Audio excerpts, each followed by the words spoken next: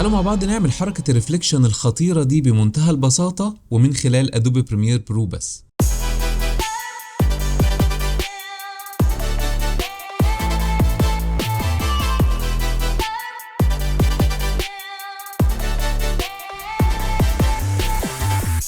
يا اهلا بكم يا شباب في درس جديد من دروس ادوبي بريمير برو. في الدرس ده هقول لكم على فكره حلوه جدا نعمل بيها فكره الريفليكشن اللي احنا شفناها كده زي ما شفناها في الانترو بطريقه سهله وبسيطه جدا، وكل اللي احنا عملناه ده باستخدام ادوبي بريمير برو بدون المساعده لاي بلجن خارجي ولا باي حاجه خالص. وعايز اقول لك ان كل درس بقدمه في القناه ما يكونش هدفي هو الدرس نفسه، ولكن هدفي التريكات والحاجات اللي موجوده في النص. يعني لو انت عايز تستفيد اقصى استفادة من الدرس يبقى لازم تسمعه لغاية النهاية، ولازم تشوف الدرس ده لغاية النهاية، علشان في كل خطوة كده في تركاية مهمة جدا هتساعدك انك يعني تطور نفسك في الايديت بشكل كبير جدا. وعايز افكركم ان كل الداتا اللي انا دايما بشتغل عليها هتلاقوها موجودة دايما في صندوق الوصف او في الديسكريبشن علشان تطبقوا اثناء ما انتوا بتشوفوا الدرس. كمان حابب افكركم ان اللي لسه ما اشتركش في القناه يا ريت ينزل دلوقتي يشترك في القناه ويفعل زر الجرس عشان يوصلكم كل الفيديوهات الجديده، وخلينا نبتدي على طول مع بعض. طيب خلينا اول ما نبتدي على طول كده، دي الواجهه بتاعت ادوبي بريمير. تعالوا نكتب التكست ونشوف ازاي نقدر نعمل الريفليكشن بمنتهى البساطه. كل اللي انا هعمله ان انا هختار التايب من هنا كده وهاجي اكتب اي جمله انا عايزها، فهكتب مثلا تكست كده اهو بالشكل ده، وهبتدي بعد كده طبعا في نسخه جديده بنظبط الحاجات كلها من خلال قائمه البروبرتيز. فهنبتدي ندخل كده على البروبرتيز. لو عايزين نكبر التكست بتاعنا نقدر ان احنا نكبره بالشكل ده. انا بحب كده انواع فونتات معينه، ف دايما الفونتات اللي بحبها بحب ان انا احتفظ بيها يعني، فخلينا اختار مثلا ده كده وابتدي اعمل له مثلا الترا بولد بالشكل ده، او نخليه مثلا بولد، يعني نخليه بالشكل ده كده. خلينا كمان نكبر اكتر التكست بتاعنا. لو حسيت انك انت كبرت كده وما كبرش لغايه النهايه تقدر برضو تكبره تاني عادي جدا من خلال السكيل اللي موجود هنا كده. لو انت عملت كده تقدر تكبر زي ما انت عايز. بعد كده هنيجي نعمل له الاين، نخليه في النص بس هنخليه فوق شويه، فبالبوزيشن كده هنرفعه فوق شويه. يبقى انا كده كتبت التكست بتاعي بالشكل اللي احنا شايفينه قدامنا.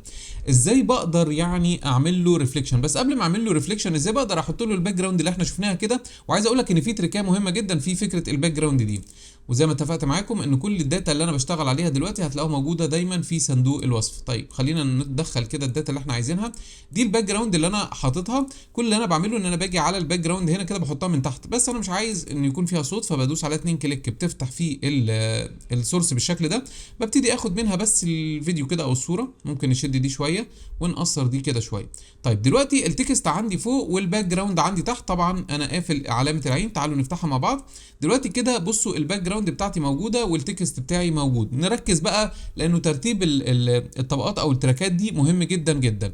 طيب حلو، انا عندي دلوقتي الباك جراوند على فيديو واحد وعندي الكلمه على فيديو 2. كل اللي انت هتعمله دلوقتي علشان تطبق الباك جراوند على الكلمه ان انت هتيجي كده تدخل في قائمه الافكتس من هنا كده، هتدخل على الفيديو افكتس وهتيجي تدخل على الكينج، وهنبتدي نختار حاجه اسمها تراك مات كي هنحطها على الفيديو على الباك جراوند نفسها. بعد كده هندخل في الافكت كنترولز من هنا كده وهقول له انا عايز المات بتاعي دي تطبق على الكلمه موجوده هنا في التراك رقم 2، فانا هقول له طبق لي الكلام ده على التراك رقم 2 بالشكل ده. هتلاقوا انه يعني اتطبقت على الكلمه زي ما احنا شايفين. طيب لو حبيت ان انا اعمل بلور على الباك جراوند دي شويه، طبعا لو حبيت ان انا اعمل بلور هيتعمل بلور على الكلمه. لو حبيت ان انا اعدل في الوان الباك جراوند طبعا تقدروا تعدلوا زي ما انتوا عايزين.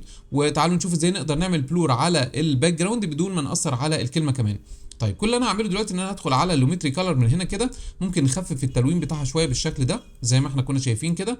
كمان الاكسبوجر ممكن نرفعه شويه عشان تبقى ظاهره عندنا بالشكل ده كده. لو حبيت ان انا اعمل بلاي هتلاقوا كده انه الكلام ده ابتدى يعني يشتغل جوه الكلمه بالشكل اللي احنا شايفينه. طبعا هنا ممكن اخد اداه طبعا ريد ستريتش وابتدي ان انا اشد كده الفيديو شويه علشان ابطئه، يعني انا عايزه يتحرك ببطء كده زي ما احنا شايفين. اوكي، وابتدي ان انا اقصره عادي جدا بالشكل ده. طيب انا كده ظبطت الكلمه بتاعتي، عايز بقى اعمل لها الريفليكشن بتاعها. بقى بنعمل الريفليكشن ده ازاي؟ بمنتهى البساطه ببتدي ان انا اجي هنا كده بره، بس ممكن نعمل كمان بلور. انا عايز اعمل بلور للباك جراوند اللي موجوده جوه الكلمه بدون ما اثر على الكلمه، ودي بقى تركيه مهمه جدا. فهنيجي كده في الافكت كنترولز، خلينا ندخل في الافكت كنترولز كده. بعد كده باجي هنا كده بختار البلور اللي انا عايزه، فهدخل على البلور والشاربن من هنا مثلا، وابتدي اختار من هنا مثلا جوسن بلور احطه على ايه؟ على الباك جراوند. طيب خلي بالك وركز معايا بقى، لما تيجي تعمل دلوقتي البلور بتاعك هنا هيبتدي يعمل لك الكلمه نفسها بلور. شايف يعني الموضوع هيكون بايظ عندك بالشكل ده. لا انا عايز بقى اعمل بلور للباك جراوند بدون الكلمه او للخلفيه اللي انا حاططها للكلمه دي بس. هنا ترتيب بقى الافكتات هو اللي بيفرق. فانا هبتدي ارفع الجوسن بلور ده احطه فوق التراك مات علشان ما ياخدش التاثير من التراك مات، وابتدي بعد كده ان انا اعمل بلور. هتلاقي البلور حصل جوه الكلمه بدون ما ياثر على الكلمه من بره. شايف؟ فهنعمل بلور بسيط كده بحيث ان احنا يعني نبين شياكه اكتر في الكلام اللي موجود.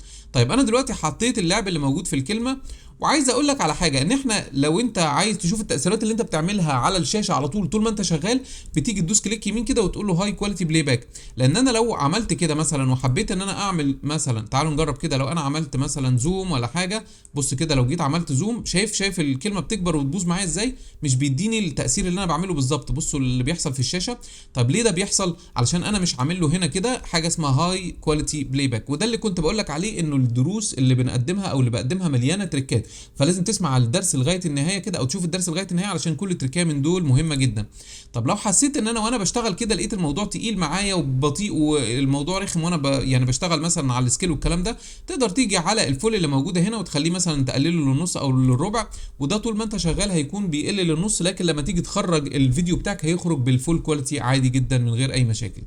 طيب حلو جدا. انا دلوقتي عملت التكست بتاعتي وجهزتها والدنيا زي الفل عندي. هبتدي بقى اعمل الريفليكشن. بعمل الريفليكشن ده ازاي؟ كل اللي انا بعمله ان انا باجي على البروجكت هنا كده، بدوس كليك يمين وباجي ادوس على نيو ايتم وبقول له انا عايز ادجستمنت لاير اللي هي الطبقه الشفافه اللي احنا متعودين عليها، او ممكن اجي من تحت كده على نيو ايتم من هنا واقول له برده ادجستمنت لاير، او ممكن برده اجي من فايل من فوق واقول له نيو واجي انزل تحت اقول له ادجستمنت لاير. يبقى الثلاث حاجات دول هم نفسهم زي بعض. ببتدي ادوس اوكي بالمنظر ده. بعد كده بحط الادجستمنت لاير فوق هنا كده وخليني اكتب عليها مثلا ريفليكشن، فانا ممكن ادوس كليك يمين واقول له رينيم واجي هنا كده واكتب عليها ريفليكشن عشان ما اتلخبطش، عشان ابقى عارف ان ده الريفليكشن بتاعي. تمام. ممكن كمان نعمل ليبل جديد هنا كده ونغير لونها مثلا نخليها باللون ده، يبقى ده الريفليكشن بتاعي. طيب هنا كده لما تدخل على الافكت، في افكت اسمه ميرور. الميرور ده هو اللي هنعمل بيه الريفليكشن. طبعا واحد يقول لي ما انا ممكن اقلب الكلمه دي واحطها تحت. خلي بالك، طب ما انت هتقلب الاثنين دول مع بعض وهتاخد يعني وقت ومجهود كبير شويه، لكن انا بقول لك طريقه سهله جدا. تمام. لانه في ناس بتاخد الكلمه زي ما هي كده وتروح قلبها تحت وتعملها كانها ريفليكشن. انا الطريقه اللي بقول لك عليها ده اسهل بكتير. فهنيجي هنا كده نختار يعني ندور على افكت اسمه ميرور، MIRRO كده، وخلينا ندور نشوف. ادي افكت هتلاقوه جوه الديستورت هنا كده. ادي الميرور بنحطه على الريفليكشن بالشكل ده. ما عملش اي حاجه عندنا. طبعا بننزل على الميرور كده وبنخلي الزاويه بتاعته هنا تبقى 90 علشان نخليه تحت. تمام بالشكل ده. بعد كده بنقرب الريفليكشن بتاعنا. تعالوا نقرب كده. ما عملش اي حاجه. طيب نقرب الرقم الثاني ده، برضو ما عملش اي حاجه لان احنا قافلين هنا علامه هنا بصوا عاملين يعني انا قافل العلامه دي كده.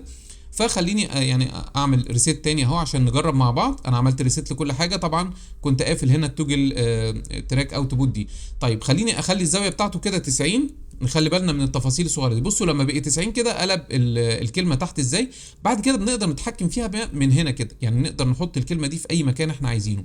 طيب هل ده هو ده اللي كان ظاهر؟ لا، اللي كان ظاهر انه كانه فعلا ريفليكشن، يعني شكله شيك جدا. بنعمل ده ازاي؟ كل اللي انت بتعمله بعد ما تعمل الريفليكشن بتاعك ده انك بتيجي على الايفكت بتاع الميرور وتعمل له ماسك كده عباره عن دايره. تمام. وتقدر تزود الدايره وتنقصها زي ما انت عايز. طبعا بتنزل تحت على الماسك اللي انت عملته، تقدر تعمل له فيذر بالشكل ده علشان يظهر عندك بالشكل الخطير اللي انت شايفه ده. فالريفليكشن عندك هيظهر كده. طبعا ممكن تيجي على الماسك اكسبانشن من هنا كده او الاكسبانشن دي وتبتدي ان انت تقلله علشان تقلل يعني الظهور بتاعه او تخليه ظاهر بالشكل ده. فانا عايزه يبقى خفيف جدا كده. تمام. كمان ممكن تيجي على الدايره بتاعت الماسك دي وترفعها لفوق علشان ما يبقاش ظاهر قوي كده، يعني تبقى فيه يعني حدود بسيطه جدا منه كده ظاهره، فيدي لك الريفليكشن الخطير اللي انت شايفه قدامك ده. يبقى بصوا كميه التريكات الموجوده في الدرس يا شباب، موضوع حلو جدا. طيب بصوا بقى، انا دلوقتي عملت الكلمه وجهزت كل حاجه. كل اللي انت هتعمله بعد كده ان انت هتيجي تعمل زوم، يعني هتعمل وهتخلي الجزء بتاع الجزء ده بتاع الميرور يجي من تحت كده، او ريفليكشن يجي من تحت ويلزق في الكلمه نفسها. ده بعمله ازاي؟ طيب انا طول ما انا شغال باجي اروح اعمل كده على الريفليكشن ده. طبعا الريفليكشن بنروح نازلين عليه كده. فين الريفليكشن بتاعنا؟ ادي الميرور اللي احنا عاملينه ده ريفليكشن. لو انا بعدته كده بيبعد، ولو قربته كده بيقرب من الكلمه. طيب انا هعمل ايه دلوقتي؟ هاجي اروح احط كي فريم عند الريفليكشن اللي انا عامله ده. هبعده بالشكل ده شويه بس مش قوي يعني، هخليه مثلا هنا كده، وهنيجي عند اخر الجمله او اخر المقطع او اخر الفيديو اللي احنا شغالين عليه، ونخليه كده يقرب من الكلمه كانه جاي من تحت كده للجزء ده، ونيجي هنا نبعد ده كده. بعد كده هنيجي نعمل ده كده تمبرال او تمبرال انتربوليشن دي، ونخليه از اوت، ونيجي على الكي فريم ده كمان كده ونقول له از ان. تمام. طيب كده بصوا الريفليكشن اللي بيحصل بيقرب كده من الكلام ازاي. طبعا طويله جدا، لا نقصرها شويه نخليها مثلا كده، وتعالوا نشوف كده. يبقى بيقرب كده من الكتابه بتاعتي، شايفين؟ بصوا. طيب انا عايز الكتابه دي تعمل زي زوم اوت كده، هعمل ده ازاي؟ خلي بالك قبل ما بتضيف الباك جراوند بتاعتك، او بنضيف الباك جراوند بتاعتنا فوق بقى الكلام ده علشان ما يتاثرش بالترانسفورم اللي احنا هنعمله دلوقتي. باجي اعمل ايه؟ باجي احط ادجستمنت لاير جديده هنا كده، ممكن نكتب عليها زوم، ممكن ما نكتبش زي ما احنا عايزين، يعني لو انت عايز تسمي التراكات بتاعتك سميها علشان ما تتلخبطش، بس مهم برضو ان انت تلونها. فنخليها بلون زي كده مثلا، ونيجي نحط عليها افكت اسمه ترانسفورم. الترانسفورم ده بنلاقيه فين؟ في الافكتات. لو دخلت على الفيديو افكتس بالمنظر ده بتلاقيه جوه الترانسفورم نفسه. لو جيت هنا على الترانسفورم بننزل تحت كده بنلاقي فيه افكت اسمه ترانسفورم، هاجي اضيفه هنا كده بالشكل ده، وهنزل تحت.